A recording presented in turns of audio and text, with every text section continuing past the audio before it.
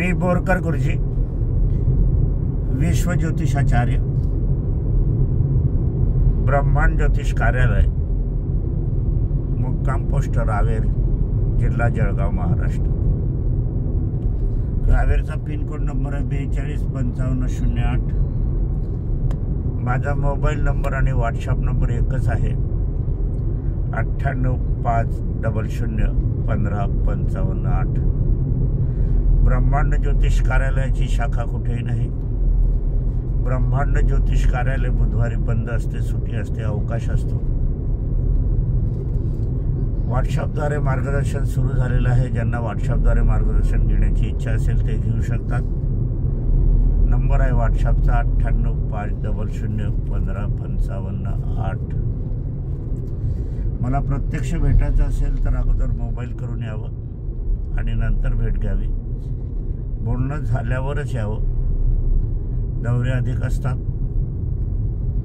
रावेरमध्ये आल्यावर आपण रेल्वेच्या माध्यमातून आले तर रावेर स्टेशन 1.5 ते 2 किलोमीटर लांब आहे। बस मार्गापासून 5 मिनिटाच्या अंतरावर आणि आपलं खाजगी वाहन असेल तर 2 मिनिटाच्या अंतरावर। रावेरमध्ये आल्यावर लक्ष्मीनारायण मंदिराची मागची बाजू म्हणजे माझी आहे। लक्ष्मीनारायण मंदिराच्या वट्यावर 2 फुलंवाले बसलेले असतात आणि याच्या ऊपर आपल्याला नाही कळलं तर अलंकार बोरकर ज्वेलर्स आणि विक्रम बोरकर ज्वेलर्स यांच्या शोरूमच्या आतमध्ये जावं आणि मग आपण त्यांना विचारावं, विचारणा करावी, आम्हाला गुरुजींकडे जायचं आहे। ते स्वतः माझ्याकडे आणून देतील किंवा माणसाकरवी किंवा मार्गदर्शन करतील। असो, आज बुधवार आहे। दिवाळीची सुरुवात लगभग सुरू झालेली आहे आणि दिवाळीचा सण आनंदाचा नाही तोटा, आनंद मोठा असं आपण म्हटलं जाते। वर्षभरातील हा शेवटचा क्षण असतो। हा शेवटचा क्षण व्यापारी गणाचाही असतो आणि जनसामान्याचाही असतो। पाडव्यापासून नवीन वर्षाची सुरुवात होते आणि पाडव्याच्या पासूनच त्या दिवशी वहीपूजन होते आणि वहीपूजन सुरू झाल्यावर नंतर मग नवीन वर्षाची सुरुवात होते। शासकीय मार्च अखेर नवीन वर्षाची अर्थसंकल्प सादर केला जात होता असं म्हणायला पाहिजे आता, कारण नवीन सरकार फेब्रुवारीपासूनच सुरू करत आहे। परंतु फेब्रुवारीलाही काही सांस्कृतिक वारसा नाही आणि मार्च एंडिंगलाही काही वारसा नव्हता। भारतीय संस्कृती, आपण भारतात आहोत। भारतीय संस्कृतीचं पालन करणं जसं सरकारलाही बंधनकारक आहे असं मी मानतो आणि सरकारने पण आणि शाळा कॉलेज जे काही असतील सर्वांनी पाडव्यापासूनच नवीन वर्षाची सुरुवात करावी। पंचांग निर्मात्यांना मी सांगू इच्छितो की गुढीपाडवा हा वर्षारंभाचा दिन ते मानतात। गुढीपाडव्याला पृथ्वीची निर्माण झाली, निसर्गाची निर्माण झाली। हे असं झालं तरी गुढीपाडव्याचं महत्त्व अधिकाधिक जास्त आहे, पण गुढीपाडव्यापासूनच पंचांगाची सुरुवात होणं अत्यंत गरजेचं आहे आणि अत्यावश्यक आहे। आणि संपूर्ण भारतामध्ये एकच पंचांग असावं, कारण की आपण जर मध्य प्रदेशच्या वरती जर गेलो, उत्तर भारताकडे जसं जसं जातो तसं तसं पंचांगात फरक दिसून येतो। 15 दिवस अगोदर श्रावण महिना तिथे सुरू होतो, नंतर महाराष्ट्रात सुरू होतो, खाली सुरू होतो। 15 दिवसाचा फरक म्हणजे फार मोठा फरक आहे। याच्यामुळे काही काही धार्मिक सणवार येणं जाणं किंवा तीर्थयात्रेचा परिणाम या ठिकाणी होत असतो आणि त्यामुळे तिकडे जे वातावरण आहे आणि इकडचं जे वातावरण आहे नैसर्गिक, त्याच्यामध्येही एकरूपता येत नाही आणि मग मानसिक समाधान यातून मिळत नाही। म्हणून एकच पंचांग असावं। महाराष्ट्रात दातेचं वेळकर पंचांग, महाराष्ट्र पंचांग सुरू असतात। 3च पंचांग आहे, 4थं पंचांग महाराष्ट्रात नाही। ही एक खेदाची बाब आहे। आपल्याला मध्य प्रदेशातून जवळजवळ आपण जर पाहिलं तर 10-12 पंचांग प्रसिद्ध होतात। दिल्ली खंडातून आपण पाहिलं उत्तर भारतातून जवळजवळ 200 पंचांगाच्या प्रसिद्ध होत असतात आणि महाराष्ट्र प्रगतीपर राज्य आहे असं म्हटलं जाते, परंतु संस्कृतीच्या बाबतीत मात्र अत्यंत मागासलेलंच म्हणायला हवं. पंचांगाची स्थिती वर्तमान स्थितीत पाहिलं तर विलंबाने पंचांग प्रकाशित होणं हे तर नित्यातच होऊन बसलेलं आहे. निदान पंचांगाचा अभ्यास करण्यासाठी 1 महिनाभर अगोदर तरी पंचांग निर्मिती व्हायला हवी. पंचांगाची निर्मिती होत असताना ती उत्कृष्ट हवी, जाड पृष्ठ हवं, मुखपृष्ठ जाड हवं. बॉन्डिंग केलेलं पुठ्ठ्याचं बॉन्डिंग असलं तर फार उत्तम, कारण दीर्घकाळकालीन चालणारे ही पंचांग असतात. आर्थिक बाबीचा विचार केला तर थोडेसे पैसे अधिक लागतील आणि ते गरजेचं आहे आणि देणारे ग्राहक वर्ग पण आहे. फक्त पंचांग निर्मितीची जे करतात त्यांची मनधारणा हे व्हायला हवी आणि ही अमूल्य ठेव आहे पंचांग निर्मात्याची, प्रत्येक घराघरात राहणारी. असं जेवढं माझ्या मनात आहे तेवढं मी सांगितलं. दिवाळीचं कार्य सुरू करूया. लक्ष्मी प्रसन्न उपासना ही फार महत्त्वाची उपासना आहे. या उपासनेचं श्रेय मी माझी पत्नी स्वर्गीय सौ निर्मलाबाई बोरकर यांना देणार आहे. म्हणूनच प्रथम स्वर्गीय सौ निर्मलाबाई बोरकर यांना अभिवादन करूया आणि आजच्या कार्याला सुरुवात करूया. हे दिवाळीची साफसफाई असते वगैरे सर्वजण करतात, घराघरात करतात, परंतु ते मला आता शक्य होत नाही. कारण हाताशी कोणी नाही, करणारं कोणी नाही, एकटं आहे. त्यामुळे तुम्ही म्हणाल तर मी कसा राहतो, कसा जगतो, जीवन काढतो हे माझंच मला माहीत आहे असं म्हटलं तरी चालेल. पुष्कळांनी बघितलं आहे. परंतु ह्या 8-10 दिवसामध्ये पुनश्च काही ग्रंथ चालताना तिचं हे लिखत मला अवगत झालं आणि मी एक अगोदर याच्याविषयी व्हिडिओ जारी केलेला आहे.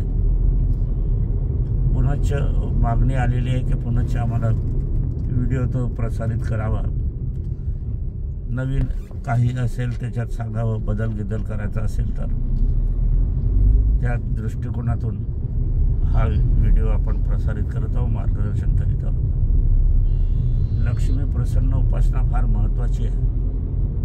ही शास्त्रीय पद्धतीची आहे, शास्त्रात आहे आणि योग असा आपला की ही स्वर्गीय सौ निर्मलाबाई बोरकर या जगातून निघून गेल्या तरी त्यांचं कार्य सुरू आहे आणि ते सुरळीत ठेवणं माझं कर्तव्य आहे. काही माणसं असे असतात की निधनानंतरही सुद्धा कार्यरत राहतात. तीच गोष्ट माझ्या पत्नीच्या बाबतीत आहे. फार मोठं कार्य तिने करून ठेवलेलं आहे. त्या कार्याचं अभिवाचन मी आता करत आहे आणि ते कार्य सुरळीत ठेवण्याची तिची शेवटची इच्छा मी पूर्ण करण्याचा प्रयत्न करीत आहे. आता कितपत माझ्याकडे होईल हा एक प्रश्न आहे. आपण बघूया, कार्य करूया. लक्ष्मी प्रसन्न उपासना. वर्तमान कलियुगात पैशाला फार महत्त्व आहे. जीवन आयुष्य क्षणभरही चालू शकत नाही पैशाविना. अन्नधान्य तर पूर्वीपासून पैशाने विकत घेतले जात होते. आता या जगात हवा पाणी सुद्धा विकत घ्यावे लागत आहे. अशी बिकट परिस्थिती वर्तमान स्थितीत आहे. देश पुढे जात आहे, प्रगती होत आहे. 21वे शतक आहे. भारत विश्वगुरू होत आहे. हे सगळं कल्पनातीतच आहे. कारण जिथे हवा पाणी विकत मिळते तिथे हे जग पुढे कसं जाणार आहे. बेकारी वाढत आहे, कामधंदे नाही, उद्योग नाही, अत्याचार वाढत आहे, जातीयता वाढत आहे, एकसंगोपन आहे, बुद्धीची लखतर निघालेली आहे. सरकार, शासन अशा लोकांना बुद्धीची सर्टिफिकेट विद्यापीठातून वाटतात आणि या विद्यापीठाचा लोंडाचा लोंडा. नोकरी नाही, कामधंदा नाही, उद्योग नाही, बेकारीचं जीवन जगत आहे आणि याच्यातून मग हिंसा निर्माण होते, अतिरेकी निर्माण होतात. असला हा योग आहे. कुठलाही व्यवसाय म्हटला आज तर जिकरीचा आहे. असो, पाणी हवा सुद्धा आपल्याला विकत घ्यावे लागते. पैसा आपणास मृत्यू पश्चात वर नेता येत नसला तरी ह्या जगात हाच पैसा आपणास वरचे स्थान मिळवून देत असतो. म्हणूनच म्हणता सबसे बडा रुपया. आणि आज तर आपण अनेक लोक बघत आहोत, चमडी जाय पण दमडी ना जाय. अन्नाने पोट भरत नसते, परंतु पैशाने पोट कधीही, अन्नाने पोट भरत असते परंतु पैशाने पोट कधीही भरत नाही. अशी माणसे आपण राजकारणात अधिकदार आणि व्यापारी गणात किंवा इतर जनसामान्यात सुद्धा बघत असतो. पैशाचे हा एवढ्या मोठ्या प्रमाणावर आहे की 5-5, 7-7 आकडे, लाखो करोडो अरबो रुपये असताना सुद्धा भ्रष्टाचार काही थांबत नाही, अत्याचार काही रुकत नाही. असो, शेवटी जीवनाचे भोग हा कर्मानुसार भोगावे लागत असतात. अन्नाने पोट भरत असले परंतु पैशाने पोट कधीही भरत नाही. पैसा नाही तर काहीच नाही आणि पैसा आहे तर सर्व काही आहे. पूर्वी मंदिरात दानपेटी नसायची. आज देवांनाही पैसा हवा आहे म्हणून लहान मोठ्या सर्व मंदिरात दानपेटी दिसायला लागल्या आहे. असेच म्हणायला हरकत नाही. शासनाने तर देवाचे रूप बघायला देखील रुपये लागू लागलेले आहेत, तिकीट लावलेले आहे. सिनेमात तिकीट, नाटकाला तिकीट, प्रदर्शनाला तिकीट. याचप्रमाणे मंदिरात प्रवेश करताना देखील पैसे देऊन तिकीट खरेदी करावे लागत आहे. ही अक्षम्य बाब, शर्मेची बाब आहे. पैसे घेऊन देव आपणास दर्शन देतो, ही केवळ आपणास रूप दाखवतो. हा एक मनात उभा राहिलेला गहन प्रश्न आहे. असो, जनताने याच्यात आणि विचारवंताने याविषयी विरोध करायला हवा पण तो दिसत नाही. पैसा हा मंदिरात लागतो, मंदिराच्या दर्शनासाठी लागतो, प्रवेशासाठी लागतो. ही शर्मेची गोष्ट देशाला आहे. असो, आता आपला ही पैसा मिळवण्याचे जरुरीचे आहे. मग काय करणार? लक्ष्मीला कसे प्रसन्न करायचे, ती कशी उपासना करायची, तिला आपल्याजवळ कसे ठेवायचे, आपल्या घरात स्थान कसे द्यायचे, ती कशी येणार आपल्याकडे? आपण म्हणणार म्हणून ते येणार आहे का? आपल्याला आज्ञा करण्याचा अधिकार आहे का? आपण म्हणू तशी लक्ष्मी वागणार आहे का?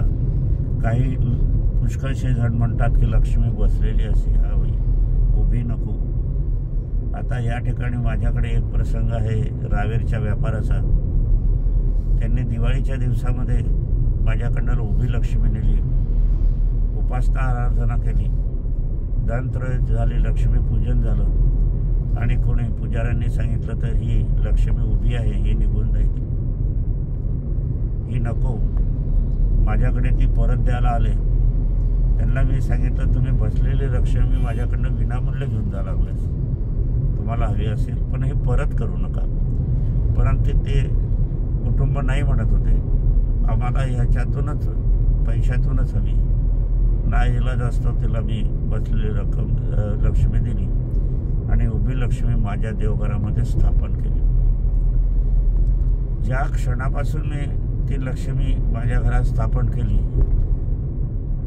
त्या दिवसापासून माझी भरभराट व्हायला सुरू झाली. मी लोकांकडे म्हणत होतो की अन्न उरेल तर माझ्याकडे द्या, मला खायला हवं, आणि माझी परिस्थिती पालटू लागली. ती लक्ष्मी माझ्या हाताने मी घेतली नाही, माझी पत्नी स्वर्गीय सौ निर्मलाबाई बोरकर यांच्या हाताने मी ती परत आलेली लक्ष्मी घेतली आणि तिनेच ती स्थापन केली आणि आज मी सुखात आहे. प्रमुख उपासनेचा काळ आपल्याला या ठिकाणी बघावा लागणार आहे. दिनांक 17/10/2025 वार शुक्रवार आहे. रमा एकादशी आहे, वसू बारसचा दिवस आहे. ते दिनांक 23/10/2025 वार गुरुवार, यमद्वितीया भाऊबीजेचा दिवस. हे 7 दिवस उपासनेचे आहेत. वेळ आपल्या सवडीनुसार आणि दिवसानुसार, रात्री दिवसा केव्हाही पण. असो, पुन्हा मी तुम्हाला सांगतो, उपासनेचा काळ हा दिनांक 17/10/2025 वार शुक्रवार, रमा एकादशी, वसू बारसचा दिवस. आणि आपल्याला समापन करायचं आहे दिनांक 23/10/2025 वार गुरुवार, यमद्वितीया भाऊबीजेचा दिवस, हे 7 दिवस उपासनेचे आहे. वेळ आपल्या सवडीनुसार, दिवसानुसार, रात्री पण. एक पितळी वाटी घ्या. ऐनवेळी पितळी वाटी नसल्यास, आता तर सवड आहे 2 दिवसाची, आपण पितळी वाटी घेऊ शकतात, पितळी प्लेट घेऊ शकतात. आणि नाहीच उपलब्ध झाली तर मात्र आपल्याला मागून मात्र पितळी वाटी आणि पितळी प्लेट ठेवावीच लागणार आहे. न झालेच केवळ लहानसे पिवळे वस्त्र, आपला ब्लाऊज पीसचे सारे कुठले पिवळे वस्त्र लहानसे घ्यायचे, त्याला लहानसे कापून घ्यायचे आणि त्याला आजूबाजूच्या कड्या शिवून घ्यायचे आहे. आपण घरी सुई दोऱ्याने शिवल्यात तरी चालतील. त्यावर पितळी नाणे वर्तमान चलनाचे असो अथवा चलनात नसलेले पितळी नाणे घ्या. पूर्वापार चालत असलेले तरी चालेल. वर्तमान पितळी नाणे 10 रुपयाचे, 5 रुपयाचे आहेच. वर्तमान 2 आणि 1 आणा सुद्धा होते पितळी नाणे, पण ते पितळाचेच हवे. आणि पितळी नाणी नाही मिळाले कुठे तर आपण एक पितळाची चकती घेतली तरी करून पत्र्याची तरी चालणार आहे. असं असत असताना नाहीतर एक पितळाची छोटीशी वस्तू असली तरीही चालेल, परंतु हा पर्याय आहे. प्रमुख मात्र नाणंच हवं. पर्याय आहे तो कायम तुम्हाला ठेवावं लागेल, त्याच्यात बदल करता येणार नाही. आता हे नाणे घ्या. हे नाणे आपणास आपल्या नातेवाईकांना काही द्यायचे असले, जावईबांना द्यायचे आहे, मुलींना द्यायचे आहे, भावांना द्यायचे आहे, वहिनींना द्यायचे आहे, आजीला द्यायचे आहे, आजोबाला द्यायचे आहे, सासू सासऱ्यांना द्यायचे आहे, माहेरला द्यायचे आहे, आपल्याला अधिक नाणे द्यायचे आहेत, आपल्याला व्यवसायाच्या जागी ठेवायचे आहे, घरामध्ये हॉलमध्ये ठेवायचे आहे. 2-4 नाणे असू द्यावे अशी आपली इच्छा अधिक आहे. कोणाला ऐनवेळी देता येईल, नवीन नातेसंबंध जुळतील त्यांना आपण देऊ, पण ज्यांची श्रद्धा असेल त्यांनाच हे द्या, इतरांना मुळीच देऊ नका. आणि आपली पण श्रद्धा असेल तरच हे करा, नाही तर मुळीच करू नका. कारण श्रद्धेलाच ईश्वर प्राप्ती होते आणि ईश्वर प्राप्तीच आपल्याला प्रसन्न करून घ्यायची असेल तर त्या ठिकाणी श्रद्धा ही आवश्यक आहे, अत्यावश्यक आहे, जरुरीची आहे, कंपल्सरी आहे. श्रद्धा नसेल तर खेळ विनाकारण करू नका, कारण श्रद्धा फार महत्त्वाची आहे. आईवडिलावर श्रद्धा ही मोठ्या प्रमाणावर आपल्याला असायलाच हवी. देवावर श्रद्धा आपल्याला असायलाच हवी. आपण देवघरात वाडवडिलांचे देव असतात, तुम्ही पण आणतात. मग तुम्हाला काही काम झालं की ती देव घेऊ तुम्ही बाहेर टाकतात का, विसर्जनात टाकतात का, फेकतात का, टाकून देतात का, विक्री करतात का? नाही ना. म्हणून ही वस्तू तुम्हाला कायमस्वरूपी ठेवणार आहे, वंश परंपरा चालणार आहे आणि तुम्हाला लाभ होणार आहे. असं माझं काम सांगण्याचं, मार्गदर्शन करण्याचं काम आहे. याला कारणीभूत जे आहे तुमच्यासमोर स्वर्गीय सौ निर्मलाबाई बोरकर यांचं हे कार्य आहे आणि हे स्वर्गप्राप्तीला झालेलं आहे. स्वर्गातून हे सांगितलं जात आहे असं आपण मानलं तर फार उत्तम आहे आणि इच्छा पण तशीच आहे. असं घ्या. वाढीव नाणी पण आपण एकावर एक ठेवू शकतात. पूजन सर्वसाधारण आहे. फुलं कुठल्याही प्रकारची, हळद, कुंकुम, गुलाल, अक्षदा. अक्षदा म्हणजे तांदूळ आणि त्याच्यावर कुंकू लावायचं, ती अक्षदा तयार करायची. धूप, अगरबत्ती, तेलाचा दिवा किंवा कुठल्याही तुपाचा दिवा आणि गुळाचा नैवेद्य आपल्याला अर्पण करायचा आहे आणि घरातील सर्व लोकांनी ग्रहण करायचं आहे. दिवसा 9 वेळा आपल्याला हा मंत्र जाप करायचा आहे. मी सांगणार आहे तो तर 9 वेळाच का, कारण मला पुष्कळशे जण प्रश्न विचारत असतात. मला चांगला आहे तो आनंद वाटतो, समाधान आपण करण्याचं श्रेय मला मिळते आणि समाधान माझं पण होते. विचारण्यावर मी कधीही राग करत नाही. विचारणं ही एक गोष्ट अत्यंत चांगली आहे. आपल्याला ग्रहणकार दिवसा 9 वेळा, कारण ज्योतिषशास्त्रात हे स्थान भाग्यस्थान म्हटले जाते, म्हणून आपल्याला भाग्य मिळवायचं आहे ना, म्हणून दिवसा 9 वेळा मंत्र जाप करायचा आहे. रात्री 11 वेळा मंत्र जाप करायचा आहे. तर 11 तर जनसामान्याप्रमाणे 11चा आकडा असतो, परंतु तो हा आकडा इथे नाही आहे. ज्योतिषशास्त्रात 11वे स्थान लाभस्थान असते, म्हणून आपल्याला भाग्य आणि लाभ आपल्याला मिळावं, प्राप्त व्हावं, म्हणून आपल्याला दिवसा 9 वेळा आणि रात्री 11 वेळा, संध्याकाळ केली तरी चालेल, पहाटे केले तरी चालेल. या 7 दिवसात मद्यपान करायचं नाही, गुटखा पुडी खायची नाही, मांसाहार खायचा नाही, अंडे खायचे नाही आणि हे पण भक्षण करायचे नाही. ब्रह्मचर्याचे पालन आपल्याला करायचे आहे. भूमीवर झोपावे, शुचिरभूत राहावे आणि हे पथ्य तंतोतंत पाळावे. छोटंसं आहे, काही श्रावण महिन्यासारखं महिनाभर नाही. नंतर 7 दिवस पूर्ण झाल्यावर 8व्या दिवशी आपण पैसे ठेवतो त्या जागी पितळी वाटीमध्ये आपल्याला किंवा प्लेटमध्ये यावर आपल्याला ते कापड ठेवायचं आहे आणि नंतर पूजन घरातील आपल्याला ती नाणे जे आहे ते पूजन घरामध्ये आपल्याला ठेवायचे आहे. आता ही नंतर याचे पूजन कधी करायचे आहे तर आपले वाडवडील जे असतील, निधन झालेले असेल त्यांचे, ज्यांना आपण स्वर्गवासी म्हणतो ते, किंवा जिवंत असतील ते, त्यांच्या जन्मवारी आपल्याला हे पुनश्च पूजन करायचे आहे. म्हणजे 8 दिवसांनी आपल्याला पूजन करायचे आहे. नित्य रोज आपल्याला त्रास तकलीफ होणार नाही. आता कोणाचं वार लक्षात नसेल, काही नसेल तर त्यांचं जे नाव असेल त्या नावानुसार जी राशी असेल त्या राशीचं जे वार असेल तो, तर सिंह राशी ही रविवार आहे, कर्क राशी ही सोमवार आहे, मेष राशी आणि वृश्चिक राशी मंगळवार आहे, मिथुन राशी आणि कन्या राशी बुधवार आहे, धनुराशी मीन राशी गुरुवार आहे, वृषभ राशी तुला राशी शुक्रवार आहे, मकर राशी कुंभ राशी शनिवार आहे. असो या राशीवाराप्रमाणे आपल्याला हे घ्यायचं आहे. या दिवशी सर्वसाधारण पूजन केले तरी चालेल, मंत्रजाप 1 वेळा केला तरी चालेल, आपल्या इच्छानुसार आपण केला तरी चालेल. मंत्रजाप मी हळूवारली म्हणतो आहे, आपल्याजवळ व्हिडिओ असणारच आहे, आपण तो लिहू शकतात आणि एखाद्या तुम्हाला पेन ड्राईव्हमध्ये किंवा सिम कार्डामध्ये हे याच्यावर परिवर्तन करत असलं तरी ते आपण करू शकतात आणि आपण हळूवारपणे लिहू शकतात. आता मी हळूवारपणे एक शब्द बोलतो, आपण लिहून घ्या. कागद पेन्सिल आहेच आपल्याजवळ. ओम माता पिताय प्रथमं वंदे सदा सर्वदा सौभाग्य देवी वंदे. श्री गणेश सरस्वते नमो नमो. श्री वैष्णवी लक्ष्मी वरदायिनी.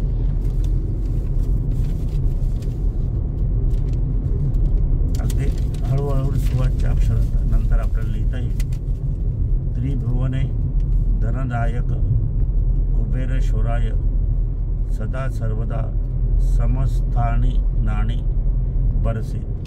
रिद्धी सिद्धी शुभलाभ सिद्धाणी नमो नमाय नमस्तुत्य वाणी.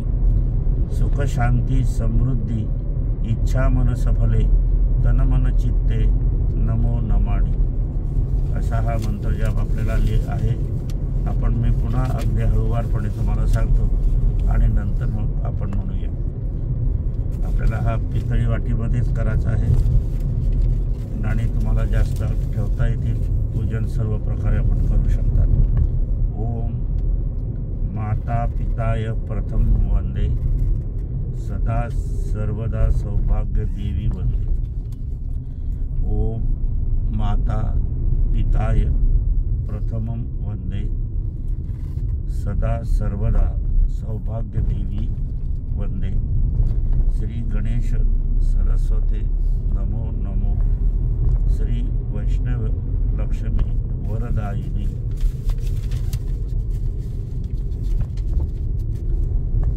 सहज म्हणण्यासारखा मंत्रजाप आहे, काही कठीण शब्द नाही आहे. त्रिभुवने धनदायक कुबेर शोराय सदा सर्वदा समस्तानी बरसे.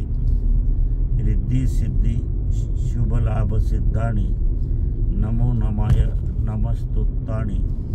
सुख शांती समृद्धी मन इच्छा सफले तन मन चित्त नमो नमाणी. पुन्हा मी तिसऱ्यांदा तुम्हाला ओळीनुसार म्हणून दाखवतो आहे. आपण त्याकडे आपण लिहित असाल तर त्याप्रमाणे खूप करून घ्या. पहिल्या ओळीवर आपल्याला लिहायचं आहे ओम माता पिताय प्रथमं वंदे. त्याच्या पुढे लिहा सदा सर्वदा सौभाग्य देवी वंदे. दुसऱ्या ओळीवर लिहा श्री गणेश सरस्वते नमो नमो. त्याच्या पुढे लिहा श्री वैष्णवी लक्ष्मी वरदायिनी. आता आपल्याला तिसऱ्या ओळीवर लिहायचं आहे त्रिभुवने धनदायक कुबेर शोराय त्याच्या पुढे लिहा सदा सर्वदा समस्तानी बरसे. पुढच्या ओळीवर लिहा रिद्धी सिद्धी शुभ लाभ सिद्धानी. त्याच्या पुढे लिहा नमो नमाय नमस्तुतानी. पुढच्या ओळीवर लिहा सुख शांती समृद्धी मन इच्छा सफले तन मन चित्त नमो नमामि. मंत्र साधा सरळ आहे, म्हणायचा आहे. आपण टाईप करून सुद्धा घेऊ शकता. एखाद्या फ्रेम करून पण आपण याचं पूजन करू शकता. ओम माता पिताय प्रथमं वंदे सदा सर्वदा सौभाग्य देवी वंदे. श्री गणेश सरस्वते नमो नमो. श्री वैष्णवे लक्ष्मी वरदायिनी.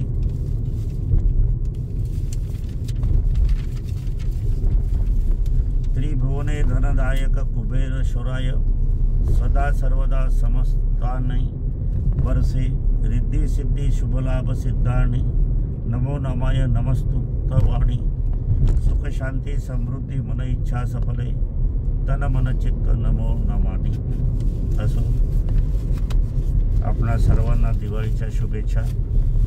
सर्वांना आरोग्यप्रद राहावं, सुख शांती आपल्याला लाभावी, समृद्धी आपल्याला मिळावी, आपल्या मनातील प्रत्येक इच्छा सफल व्हाव्या, आपल्या घरामध्ये सुख शांती नांदावी, आपल्या ज्या काही इच्छा असेल त्या संपूर्ण घराण्याच्या पूर्णपणे सफल व्हाव्या, इच्छा पूर्ण व्हाव्या. असं असताना माझी पत्नी स्वर्गीय सौ निर्मलाबाई बोरकर यांना अभिवादन करूया आणि आजच्या कार्याचं समापन करूया.